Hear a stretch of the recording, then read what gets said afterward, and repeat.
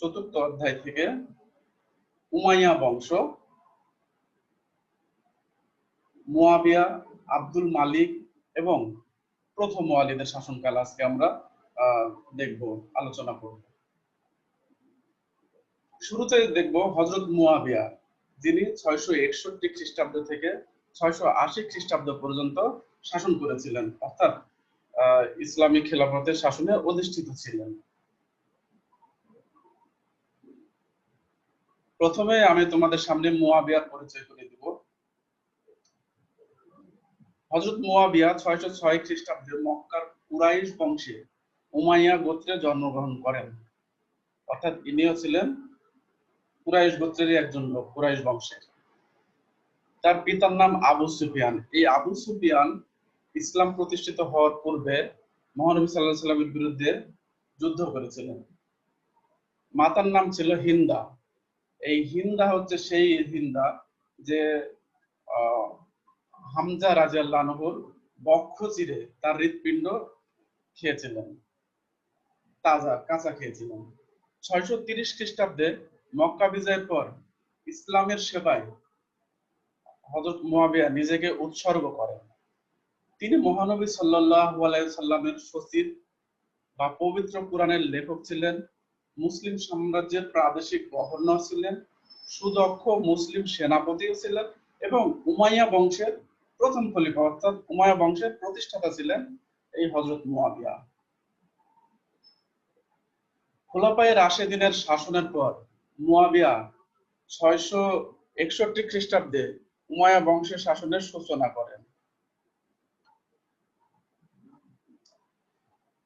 এই বংশের মোট 14 জন শাসক শাসন কার্য পরিচালনা করে। 750 খ্রিস্টাব্দ পর্যন্ত উমাইয়া বংশের শাসন স্থায়ী ছিল। মুয়াবিয়ার প্রপিতামহের নাম ছিল উমাইয়া এবং তার নাম অনুসারে এই বংশের নামকরণ হয়েছে। উমাইয়া বংশ ছিল কুরাইশ বংশের একটি শাখা।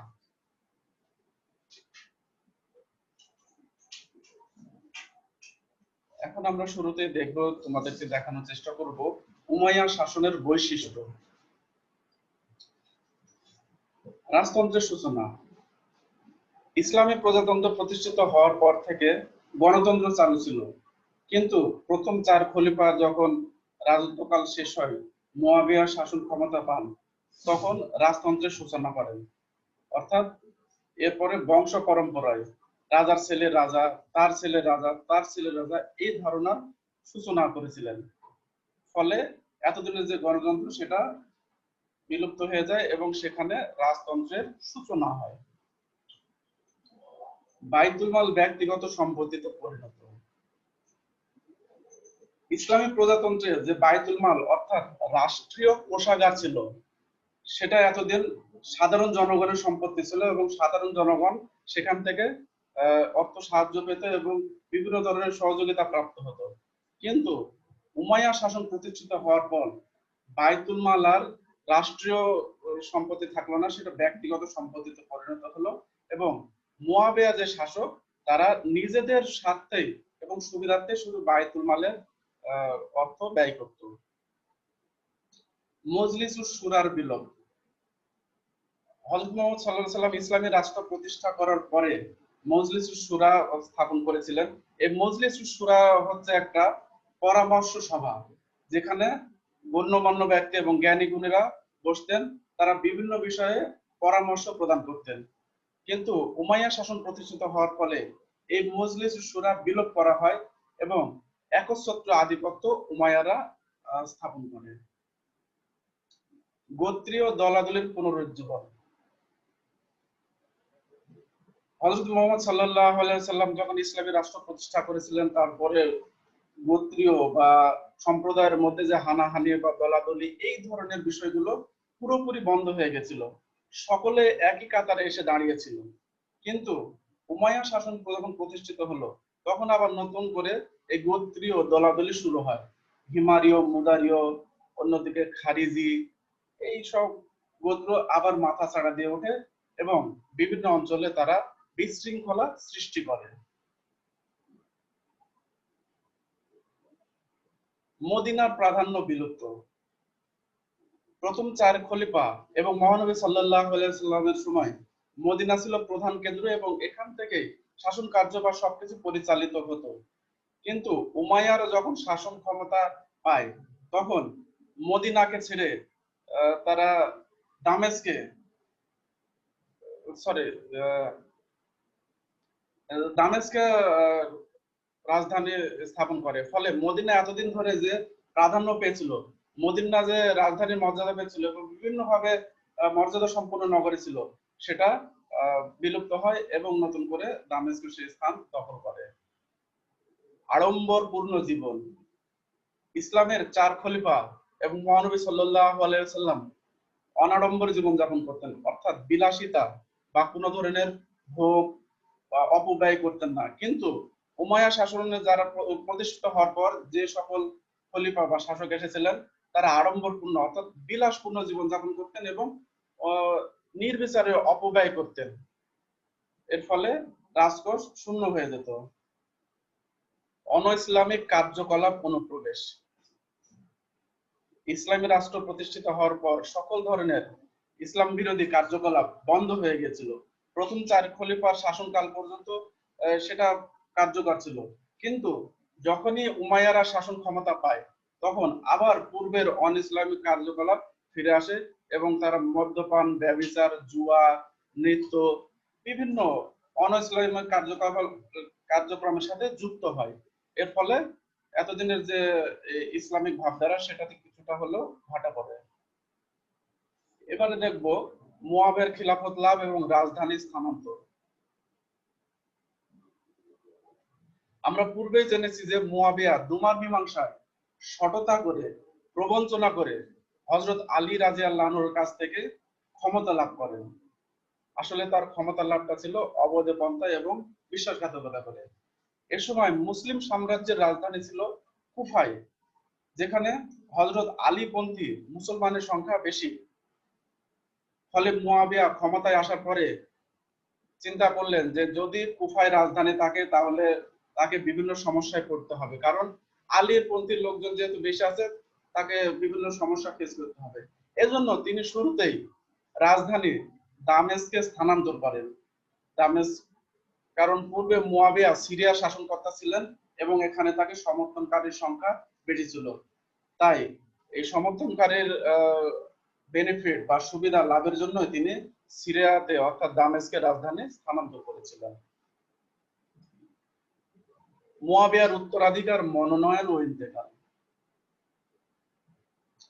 মুয়াবিয়া 679 খ্রিস্টাব্দে তার অযোগ্য পুত্র ইয়াজিদকে উত্তরাধিকারী মনোনয়ন করে ইসলামের ইতিহাসে গণতন্ত্রের পরিবর্তে বংশানুক্রমিক রাজতন্ত্রের সূচনা করেন। মুসলমানরা সেটা মানতে না চাইলেও কৌশলে তা বাস্তবায়ন করেন।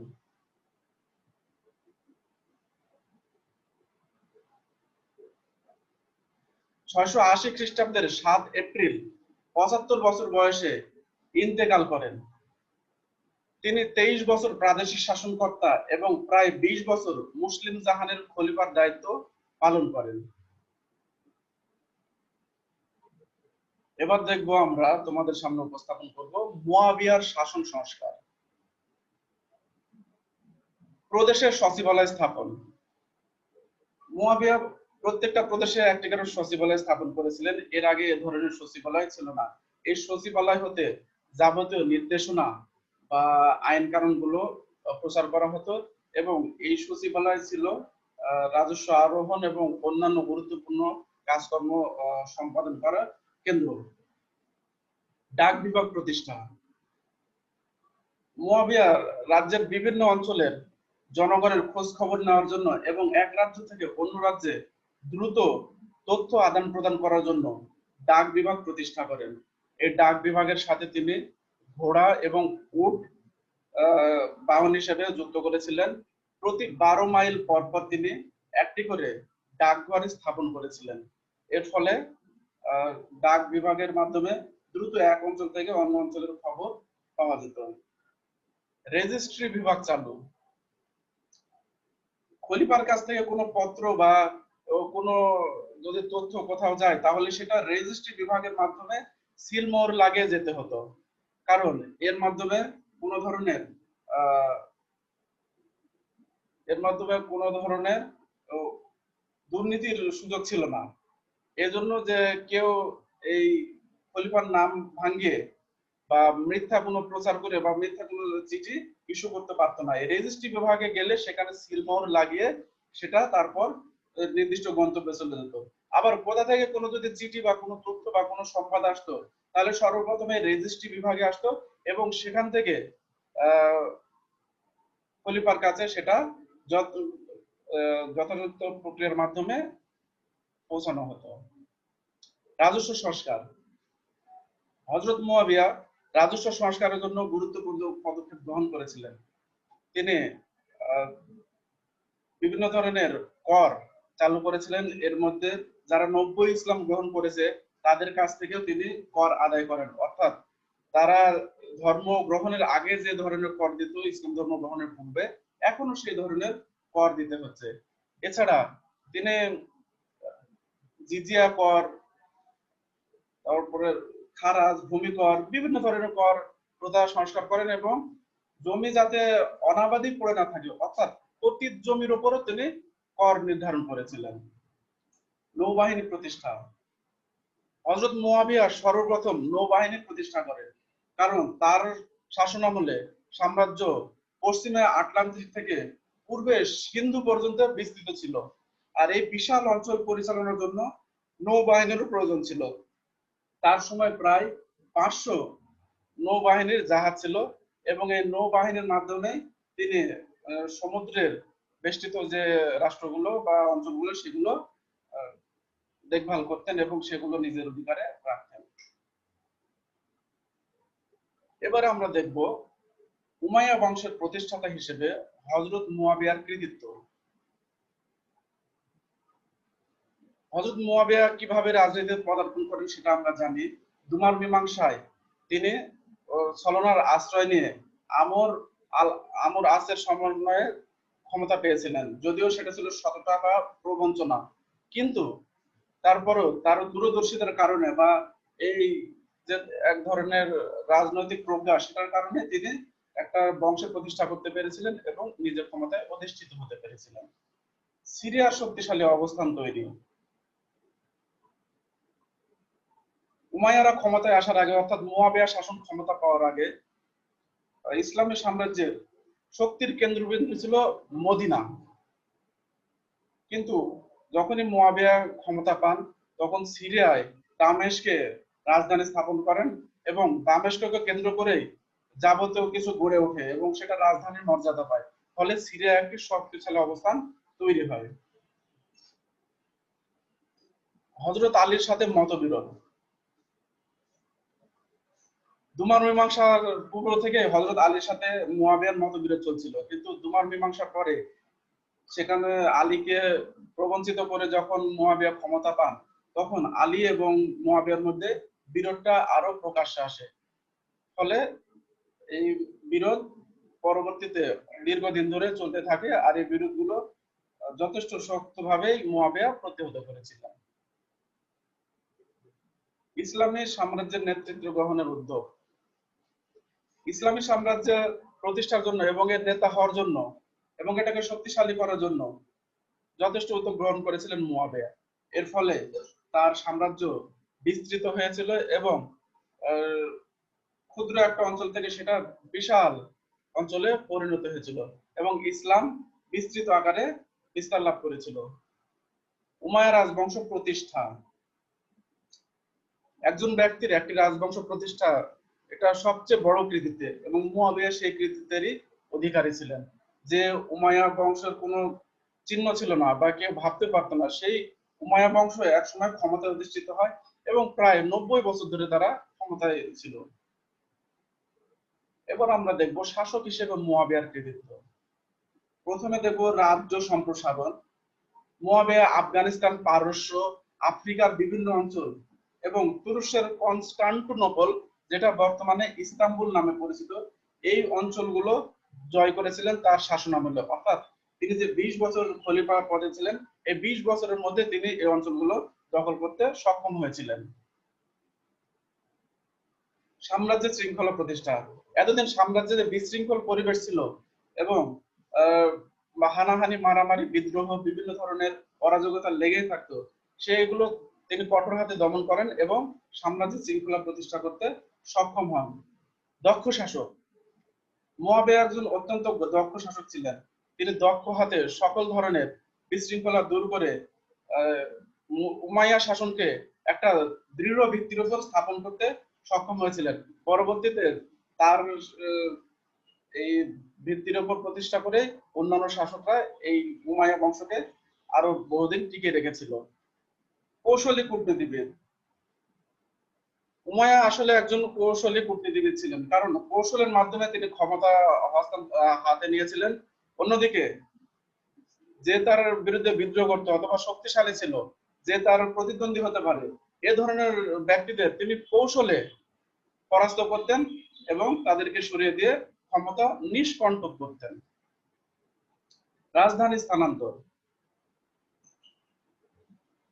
কুফা যেহেতু ছিল হযরত আলী রাদিয়াল্লাহু আনহুর বাসস্থান এবং সেখানে রাজধানী ছিল, সেখানে আলীপন্থী লোক বেশি, সুতরাং সেখানে থেকে মুয়াবিয়ার শাসন ক্ষমতা পরিচালনা করা কঠিন হয়ে পড়তো। এজন্য তিনি শুরুতেই কুফা থেকে রাজধানী দামেস্কে স্থানান্তর করেন। এর ফলে কুফাবাসীর যে ক্ষোভ বা যে তারা যে কোনো সময় আক্রমণ করতে পারে, এর হাত থেকে তিনি বেঁচেছিলেন। প্রশাসনিক পুনর্বিন্যাস। প্রশাসনকে তিনি ঢেলে সাজান, যেখানে দুর্নীতিপরের লোক থাকতো সেখান থেকে তিনি সরিয়ে দেন এবং যোগ্য লোকদের এবং আত্মীয় স্বজনদের তিনি প্রশাসনে বসান, যাতে তার ক্ষমতা নিষ্কণ্টক হয় এবং তার বিরুদ্ধে কেউ বিদ্রোহ করতে না পারে। সচিবালয় প্রতিষ্ঠা। সর্বপ্রথম মুয়াবিয়া সচিবালয় প্রতিষ্ঠা করেন। পূর্বে বলেছি যে সচিবালয় থেকেই বিভিন্ন ধরনের কাজকর্ম প্রতিষ্ঠিত হতো এবং যাবতীয় কাজের কেন্দ্রবিন্দু ছিল সচিবালয়। রাজস্ব আহরণ সহ সকল ধরনের কার্যকলাপ এখান থেকে মূলত পরিচালিত হতো। দিওয়ানুল খাতাম প্রতিষ্ঠা।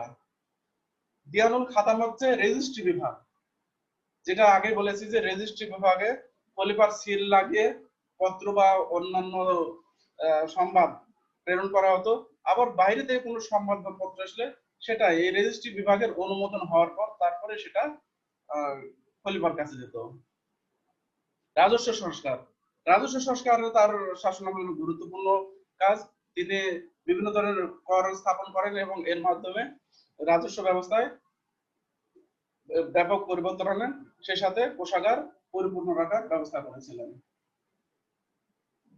এবারে দেখবো প্রথম ইয়াজিদ এবং কারবালার ঘটনা। মুয়াবিয়ার মৃত্যুর পর প্রথম ইয়াজিদ শাসক হলে ইমাম হোসেনের সাথে ক্ষমতা বসানোর সংঘর্ষ বাধে। কুফা নগরীর 25 মাইল উত্তর পশ্চিমে ফোরাত নদীর কোল ঘেঁষে অবস্থিত কারবালা প্রান্ত। এখানে 680 খ্রিস্টাব্দে ইমাম হুসাইন ও ইয়াজিদের মধ্যে যে ঐতিহাসিক সংঘর্ষ হয় তা কারবালার ঘটনা নামে পরিচিত। এ যুদ্ধে ইমাম হুসাইন 61 হিজরির 10ই মুহররম শাহাদাত বরণ করেন। কারবালার ঘটনা আমরা সবাই জানি, তারপরে জাস্ট তোমাদের একটু বলে রাখছি। কারবালার প্রান্তরে ইয়াজিদের বাহিনী ইমাম হুসাইনের উপর আক্রমণ করে, অনেকদিন অবরোধ করে রেখেছিল। পানির অভাবে ইমাম হুসাইন এবং তার কাফেলার লোকজন প্রায় মারা যাওয়ার মতো অবস্থা। অন্যদিকে তাদেরকে পানি পান করতে দেওয়া হচ্ছিল না। এই সময় সীমার নামে একজন ঘাতক তাদের উপর হামলা করে এবং ইমাম হুসাইনকে পরাজিত করে তার মস্তক ছিন্ন করে ইয়াজিদের দরবারে নিয়ে যায়। এই ঘটনা সংক্ষেপে বললাম তোমাদের, এটাই ইতিহাসে কারবালার ঘটনা নামে পরিচিত, যেটা 10 মুহররম প্রতি বছর পালন করা হয়। এবার আমরা দেখব খলিফা আব্দুল মালিক তার শাসনকাল। তিনি 685 খ্রিস্টাব্দ থেকে 705 খ্রিস্টাব্দ পর্যন্ত 20 বছর ধরে শাসন করেছিলেন। শুরুতে খলিফা আব্দুল মালিকের পরিচয় আমরা দেখব। 685 খ্রিস্টাব্দে আব্দুল মালিক সিংহাসনে আরোহণ করেন। বিদ্রোহ দমন, শান্তি শৃঙ্খলা প্রতিষ্ঠা, হৃতরাজ্য পুনরুদ্ধার এবং তার শাসন সংস্কারের জন্য তার শাসনামল বিশেষ গুরুত্বপূর্ণ। তিনি বিজয়ী, সুশাসক ও সংস্কারক হিসেবে উমাইয়া বংশের প্রকৃত প্রতিষ্ঠাতা হিসেবে বিবেচিত। তার পরবর্তী 4 জন খলিফা আল ওয়ালিদ, সুলাইমান, দ্বিতীয় ইয়াজিদ এবং হিশাম তার পুত্র ছিলেন। এ কারণে তাকে রাজেন্দ্র বা ফাদার অব দ্য কিং বলা হয়। এবার আমরা দেখব আব্দুল মালিকের প্রাথমিক অসুবিধা সমূহ। প্রথমে দেখব সিংহাসনের প্রতিদ্বন্দ্বী হিসেবে খালিদ বিন ওয়ালিদ ও আমির বিন সাইদের শত্রুতা। আব্দুল্লাহ ইবনে জুবাইর এর নিজেকে খলিফা ঘোষণা। মদিনা, ইরাক ও পারস্যে খারিজিদের বিশৃঙ্খলা সৃষ্টি। কারবালার হত্যাকাণ্ডের প্রতিশোধ গ্রহণে আল মুক্তারের বিদ্রোহ। খোরাসানে ইবনে খাজিমের উমাইয়া বিরোধী তৎপরতা। ইরাকে মুসাবের উমাইয়া বিরোধী তৎপরতা। বাইজেন্টাইনদের উত্তর আফ্রিকায় উস্কানিমূলক কার্যকলাপ।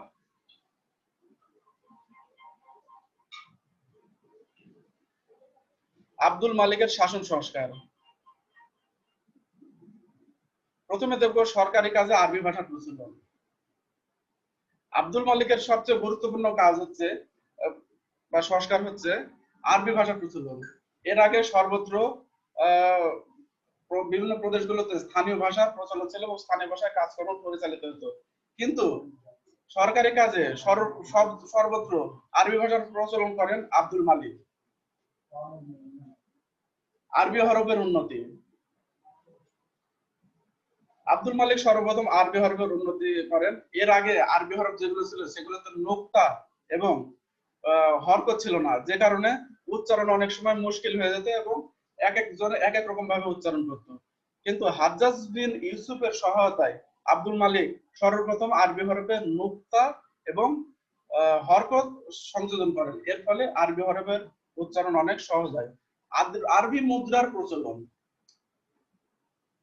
আব্দুল মালিক সর্বপ্রথম টাকশাল নির্মাণ করেন এবং আরবি মুদ্রা প্রচলন করেন। সেখানে শাসকের নাম, আরবিতে সাল, এগুলো উল্লেখ থাকতো। এর আগে আরবি মুদ্রার প্রচলন ছিল না। তিনি 3 ধরনের মুদ্রা প্রচলন করেন, একটা স্বর্ণ মুদ্রা, একটা রৌপ্য মুদ্রা এবং একটা তাম্য মুদ্রা। ডাক বিভাগের সংস্কার। মুয়াবিয়ার শাসনকালে যে ডাক বিভাগ স্থাপন হয়েছিল সেই ডাক বিভাগে তিনি সংস্কার সাধন করেন। তিনি সকল অঞ্চলের জনগণের খোঁজ খবর নেওয়ার কাজে এই ডাক বিভাগকে ব্যবহার করেন এবং ডাক বিভাগের মাধ্যমে যাতে দ্রুত তথ্য আদান প্রদান করা যায়, চিঠি আদান প্রদান করা যায়, সেই ব্যবস্থা তিনি করেছিলেন। এবং ডাক বিভাগে 12 মাইল পর পর যে ডাক বিভাগ চালু করেছিলেন, সেখানে তিনি একজন প্রধান কর্মকর্তা এই ডাক বিভাগে নিয়োগ করেছিলেন। রাজস্ব ব্যবস্থা সংস্কার। হাজ্জাজ বিন ইউসুফের পরামর্শক্রমে তিনি রাজস্ব ব্যবস্থার সংস্কার করেন। ভূমি কর তিনি বৃদ্ধি করেছিলেন। এছাড়া জিজিয়া কর বা বিধর্মীদের কর, নব্য যারা ইসলাম গ্রহণকারী তাদের উপর নানা ধরনের কর, এগুলোর মাধ্যমে রাজস্ব ব্যবস্থা তিনি সংস্কার সাধন করেন। পতিত জমি যাদের পড়ে না থাকে, তাছাড়া সরকারি ভূমি ব্যবহারের মাধ্যমে কর প্রদানের নিয়ম চালু করেছিলেন। স্থাপত্য শিল্পের পৃষ্ঠপোষক। আব্দুল মালিক স্থাপত্য শিল্পের পৃষ্ঠপোষক ছিলেন। তিনি সুরম্য প্রাসাদ, বিভিন্ন এলাকায় সুন্দর মসজিদ এবং অনেকগুলো ভবন নির্মাণ করেন। এগুলো ছিল স্থাপত্য শিল্পের অন্যতম নিদর্শন। এছাড়া তিনি জ্ঞানী গুণীদের পৃষ্ঠপোষকতা করতেন। অন্যদিকে সাহিত্যের ক্ষেত্রেও তার জ্ঞান গরিমা ছিল অপরিসীম। এরপর আমরা দেখব প্রথম ওয়ালিদ, যিনি 705 খ্রিস্টাব্দ থেকে 715 খ্রিস্টাব্দ পর্যন্ত শাসন ক্ষমতায় অধিষ্ঠিত ছিলেন। প্রথম ওয়ালিদের খিলাফত লাভ প্রথমে আমরা দেখে নেব কিভাবে প্রথম ওয়ালিদ খিলাফত লাভ করেছিলেন। আব্দুল মালিকের মৃত্যুর পর 705 খ্রিস্টাব্দে তার জ্যেষ্ঠ পুত্র ওয়ালিদ দামেস্কের সিংহাসনে বসেন। উত্তরাধিকার সূত্রে তিনি একটি শান্তিপূর্ণ খিলাফত লাভ করেছিলেন। তার 10 বছরের শাসনকালে কোনো গোলযোগ বা বিশৃঙ্খলা দেখা দেয়নি। 715 খ্রিস্টাব্দে মাত্র 43 বছর বয়সে এই প্রথম ওয়ালিদ ইন্তেকাল করেন। এবার আমরা দেখব প্রথম ওয়ালিদের ভারত জয়। প্রথম ওয়ালিদ ক্ষমতায় বসার পরে সাম্রাজ্য বিস্তারে মনোনিবেশ করেন। এরই অংশ হিসেবে অষ্টম শতাব্দীর প্রথম দিকে উমাইয়া খলিফা ওয়ালিদের শাসন আমলে মোহাম্মদ বিন কাসিম হাজ্জাজ বিন ইউসুফের পরামর্শক্রমে সিন্ধু তথা ভারতে সফল অভিযান প্রেরণ করেন।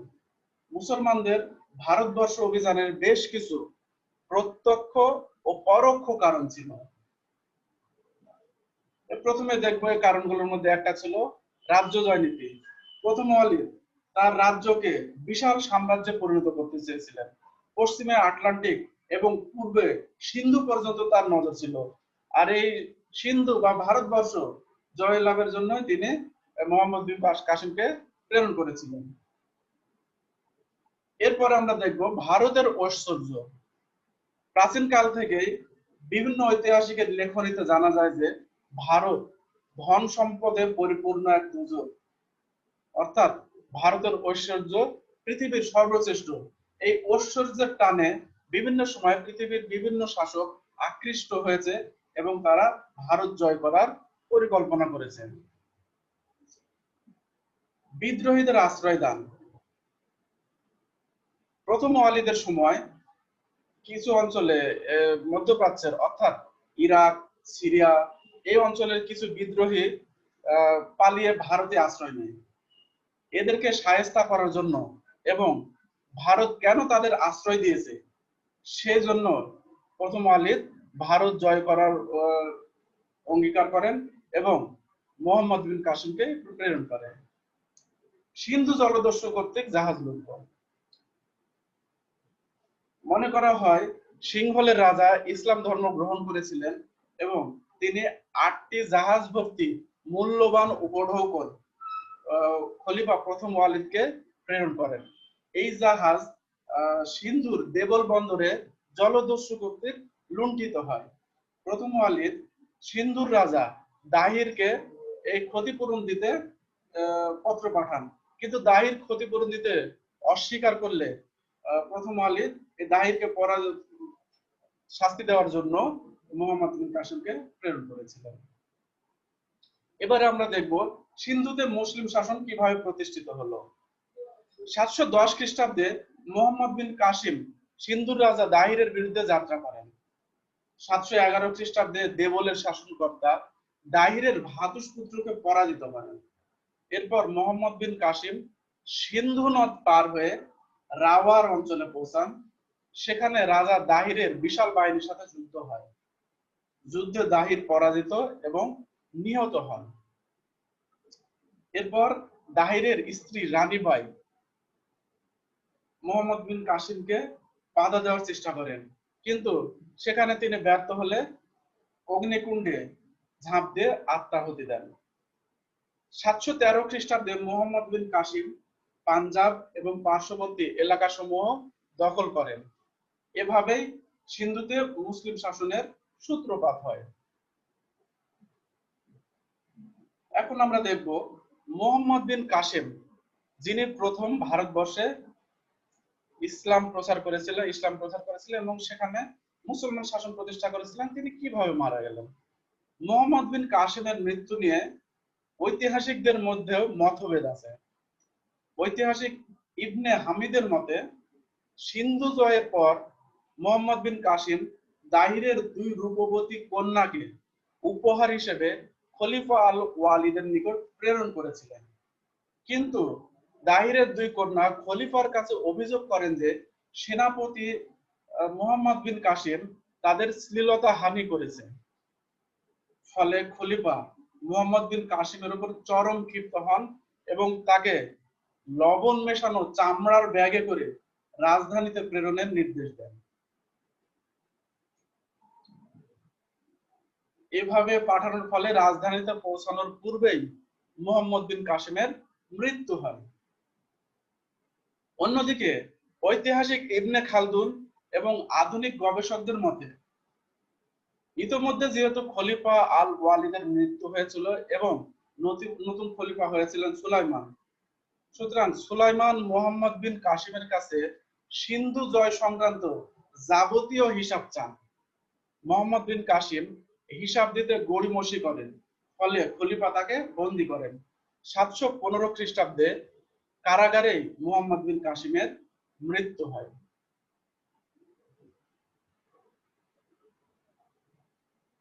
এবার আমরা দেখব সিন্ধু বিজয়ের ফলাফল। মুহাম্মদ বিন কাসিম কর্তৃক সিন্ধু বিজয়ের পর মাত্র 30 বছর অর্থাৎ 712 খ্রিস্টাব্দ থেকে 742 খ্রিস্টাব্দ পর্যন্ত সিন্ধু অঞ্চলে মুসলিম আধিপত্য বজায় ছিল। ঐতিহাসিক স্ট্যানলি লেনপুলের মতে ভারতবর্ষ ও ইসলামের ইতিহাসে আরবদের সিন্ধু বিজয় একটি উপাখ্যান মাত্র।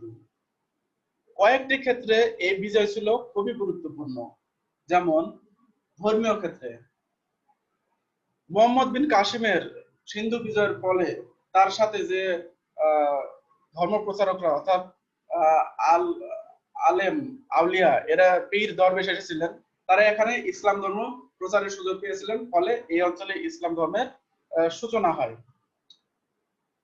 সামাজিক ক্ষেত্রেও সিন্ধু বিজয় হলো গুরুত্বপূর্ণ, কারণ এখানে রাজা দাহিরের অত্যাচারে সবাই অতিষ্ঠ ছিল, ফলে তারা রাজা দাহিরের বিরুদ্ধে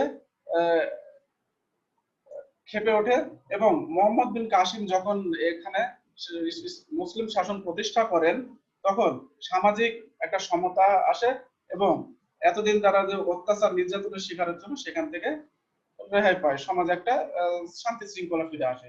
সাংস্কৃতিক ক্ষেত্রে সাংস্কৃতিক ক্ষেত্রে যে গুরুত্বপূর্ণ ছিল সেটা দেখব।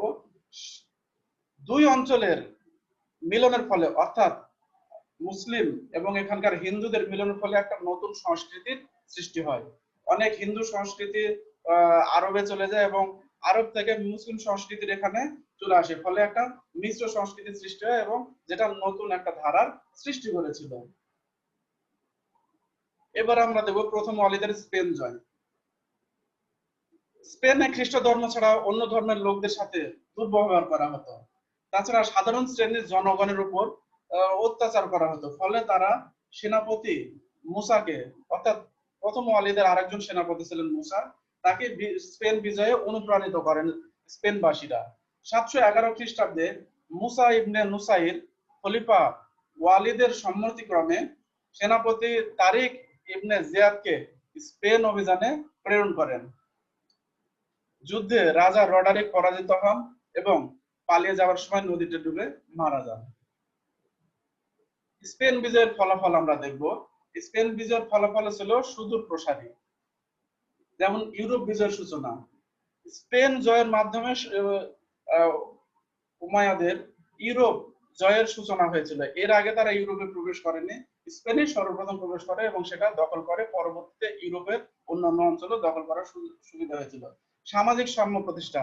স্পেনে সামাজিক কোনো সাম্য ছিল না এবং উঁচু নিচু ভেদাভেদ প্রকট আকার ধারণ করেছিল। ইসলাম সেখানে প্রতিষ্ঠিত হওয়ার পর সেখানে সামাজিক সাম্য প্রতিষ্ঠিত হয় এবং সমাজের সকলে একই কাতারে এসে দাঁড়ায়। জ্ঞান বিজ্ঞানের উন্নতি। ইউরোপ এবং আরবদের একটা জ্ঞান বিজ্ঞানের সংমিশ্রণ ঘটে। আরবেরা সেখানে এবং স্পেনের আরবের এই দুই ধরনের জ্ঞান একত্রিত হয়ে একটা নতুন জ্ঞান বিজ্ঞানের সূচনা হয়। ধর্মীয় ক্ষেত্রে স্পেনে এতদিন যে খ্রিস্ট ধর্ম চলছিল সেখানে ইসলাম ধর্ম প্রবেশ করে এবং ধর্মীয় ক্ষেত্রে স্বাধীনতা প্রদান করা হয়, ফলে সকলে নির্বিঘ্নে ধর্ম পালন করতে পারে। অর্থনৈতিক ক্ষেত্রে কি গুরুত্বপূর্ণ ছিল সেটা দেখবো। অর্থনৈতিক ক্ষেত্রেও গুরুত্বপূর্ণ ভূমিকা পালন করেছিল, কারণ স্পেনের অর্থনীতি যে দুর্বল ছিল সেটা মুসলমানদের শাসনে আসার ফলে সেখানে নতুন অর্থনীতি যাত্রা শুরু হয় এবং শস্য ফলানো সহ বিভিন্ন ক্ষেত্রে উন্নতি সাধিত হয়, ফলে জনগণ আর্থিক দিক দিয়ে লাভবান হয়েছিল। সুপ্রিয় শিক্ষার্থী, এতক্ষণ আমি তোমাদের সামনে যে কথাগুলো বললাম সেগুলো বলতে গিয়ে বেশ কিছু সহায়ক গ্রন্থের সহায়তা নিতে হয়েছে, সেগুলোর আমি এখন নাম বলছি। হাসান আলী চৌধুরী, ইসলামের ইতিহাস, আইডিয়াল লাইব্রেরি, ঢাকা 2006 সালে প্রকাশিত। ফিলিপ কটলার হিটলির আরব জাতি ইতিহাস, অনুদিত, লন্ডন থেকে প্রকাশিত 1940 সালে। সৈয়দ আমির আলীর the spirit of Islam, London থেকে প্রকাশিত 1949 সালে। মফিজুল্লাহ কবির ইসলাম ও খিলাফত, নওরোজ কিতাবিস্তান, ঢাকা থেকে প্রকাশিত 1974 সালে। মোহাম্মদ হাফিজুর রহমান, ইসলামের রাজনৈতিক ও সাংস্কৃতিক ইতিহাস, গ্রন্থকুটি লাইব্রেরি, ঢাকা থেকে প্রকাশিত 2006 সালে। সুপ্রিয় শিক্ষার্থী, আজকের এই লেকচার থেকে যদি তোমরা কিছুটা উপকৃত হও তাহলে আমার লেকচারকে আমি সার্থক বলে মনে করব। আর জাতীয় বিশ্ববিদ্যালয় কর্তৃপক্ষকে আবারও ধন্যবাদ জানাচ্ছি যে তোমাদের এরকম একটি তোমাদের জন্য মহৎ উদ্যোগ গ্রহণ করেছে, যাতে তোমরা ক্ষতিগ্রস্ত না হও, তোমাদের পড়াশোনার গতিকে অব্যাহত রাখতে পারো। আমি এখানে শেষ করছি। ধন্যবাদ সবাইকে।